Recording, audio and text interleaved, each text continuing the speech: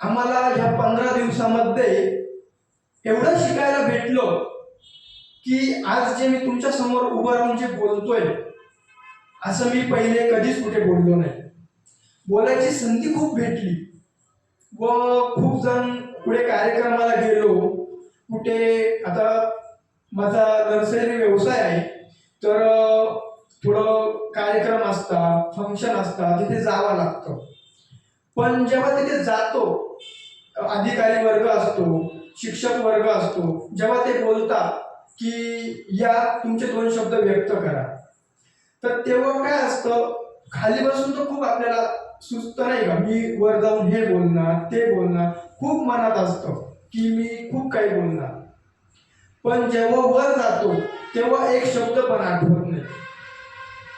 पण जेव्हा मी हे संभाषण कौशल्य क्लास केला तर नक्कीच माझ्यामध्ये खूप सारा फरक जाणवला. मला नक्की समोर जाऊन बोलायचं काय आणि कशा पद्धतीने आपल्या मनातलं जे बोलावं तर आपल्याला आपल्या मनातलंच लागतं. खूप काही वेगळं बोलायचं असतं असं काही नाही. पण आपल्या मनातले शब्द समोरच्यांसमोर मांडायचे कसे व त्यांना ते पटवून कसे द्यायचे, हे मला नक्कीच या क्लासद्वारे शिकायला भेटलं.